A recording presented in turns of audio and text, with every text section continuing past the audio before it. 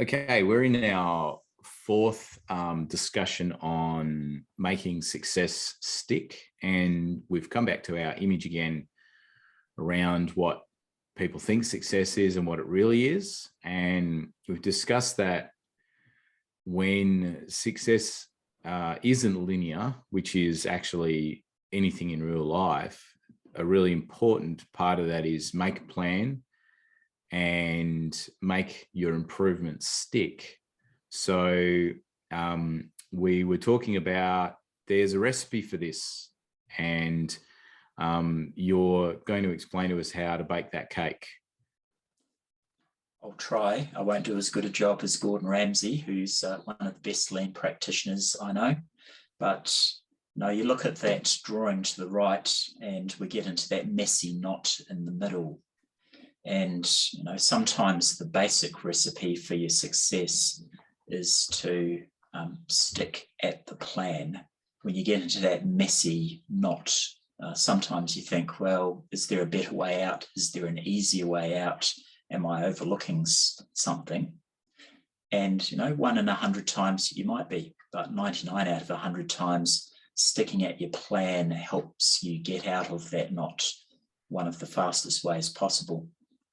And we won't name the consulting company that taught you and me this, Daniel, but there's 4 elements to sticking at your plan to get things to stick. And one of them is to have those visible aspirational targets. So your team have something that is really simple and really clear and not too easy that they can go to. We're going to get to $200 million saved, just making a number up.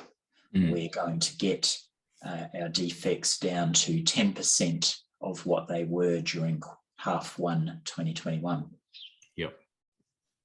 It's interesting that the really important part about that, though, is that if you expect your team, and as a great leader, because you're a courageous leader and a trustworthy leader who brings your team along on the journey, you actually need the team to fully understand what the target is.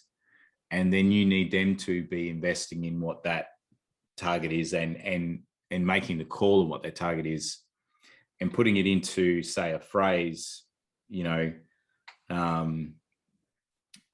million saved in 2022 or something like that. That needs to be something they come up with, not you as the leader, if you want them to work with you on it.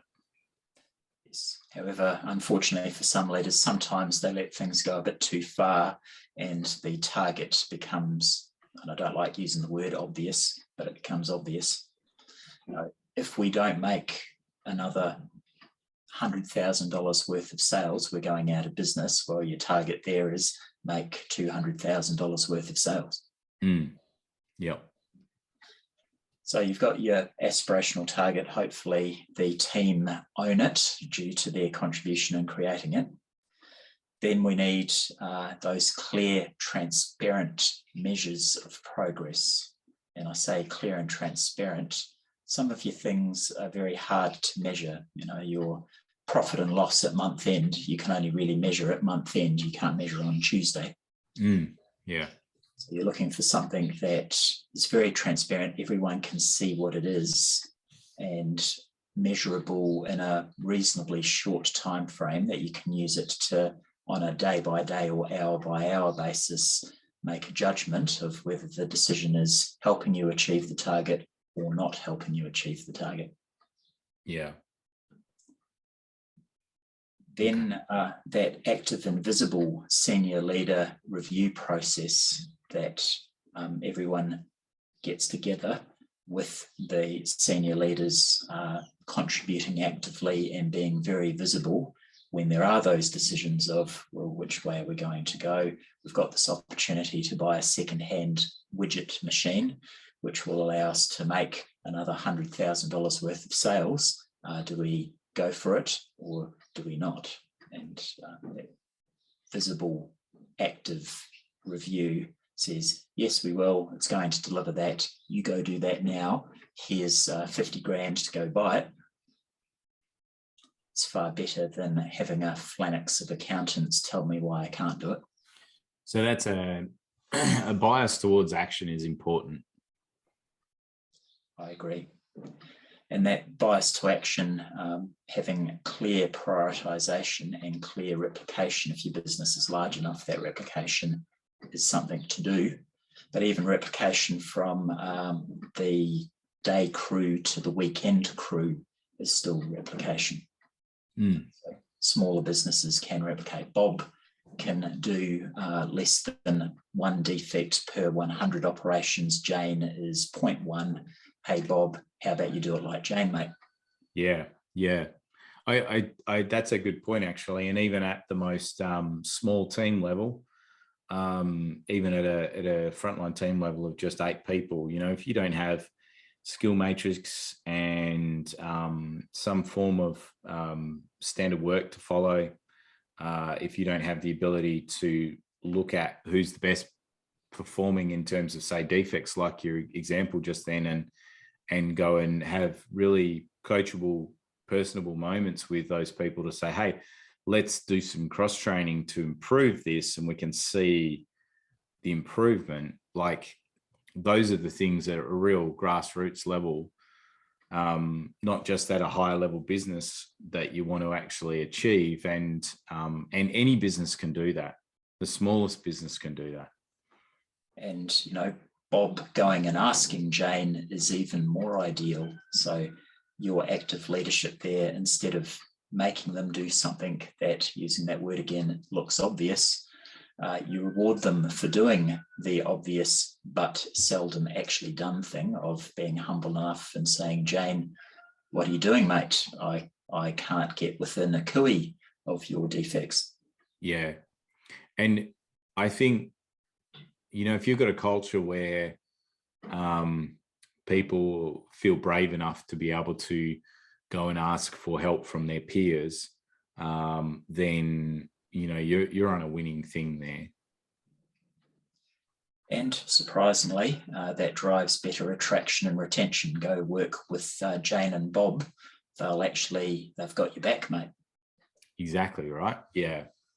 People seem to fear that, I think it's the imposter syndrome happens at every level, this fear that I'll get found out that I don't know something. In reality, everybody's in the same boat to some level. So, once people actually get beyond that, their ability to be able to just go and ask, well, yeah, I'm not sure on this. Can you help me on this? Creates amazing bridges and improves relationships within teams. And then people do trust each other. It's about a high degree of trust within a team as well. Do we tell the viewers the dirty secret, mate? Go on.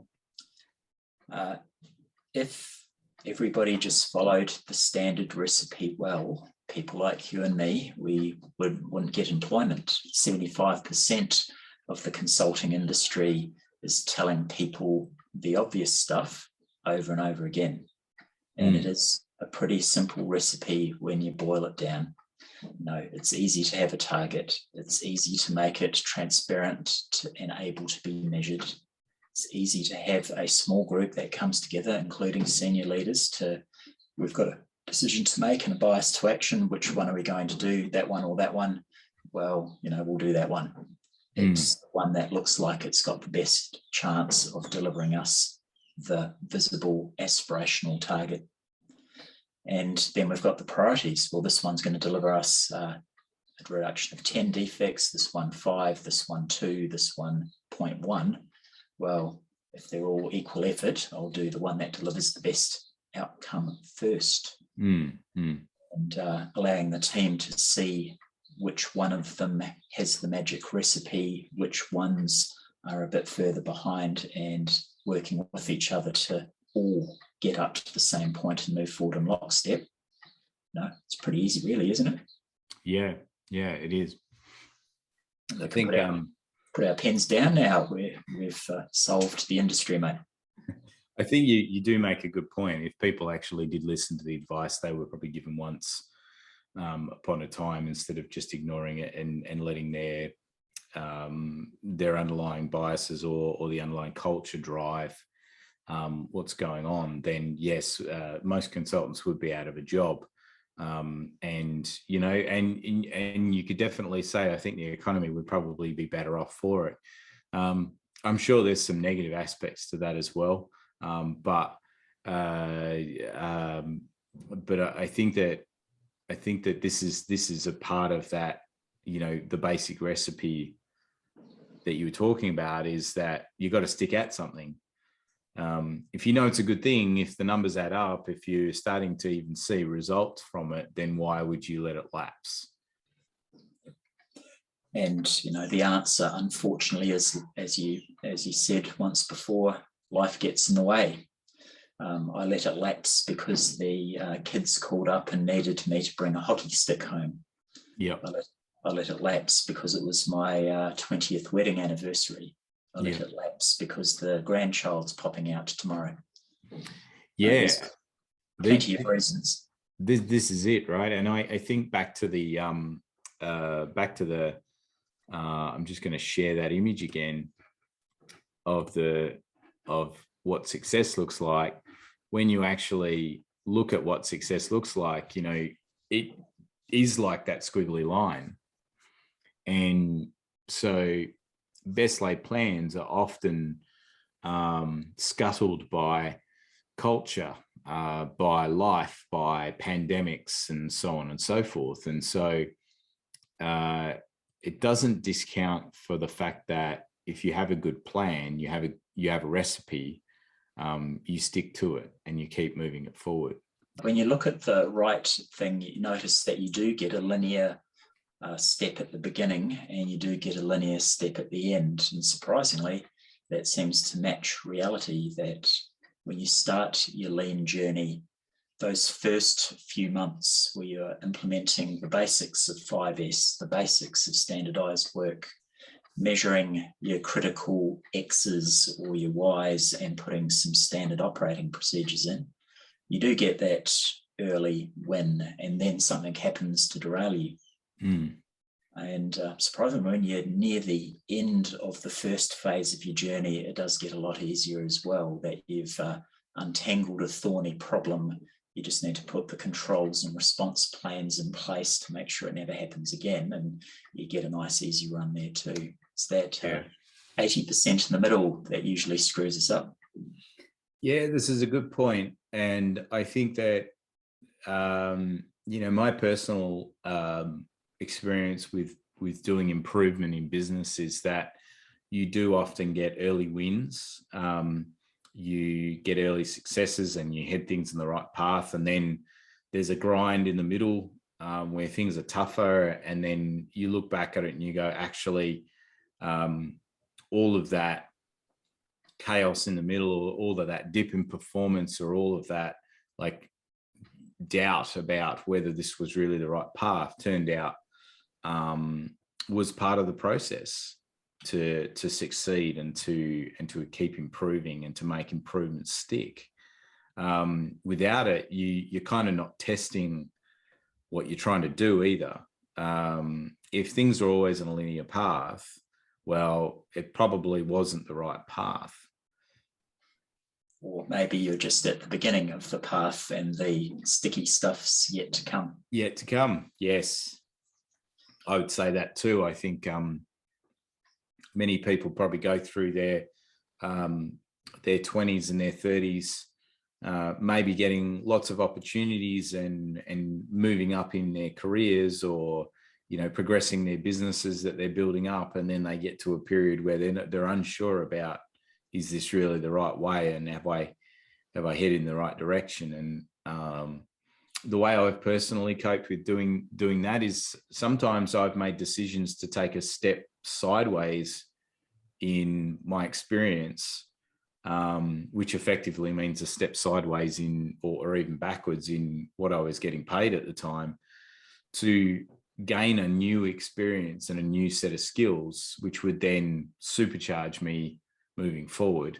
And that was something that I did 2 or 3 times, and it seemed to work quite well.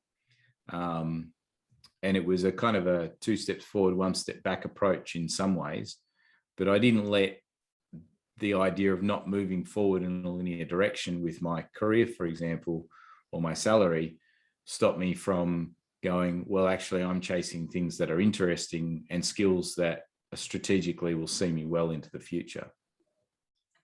And they always say that, you know, you need to have some fun in what you're doing. So earning a bit less so you can feel much better about yourself for it.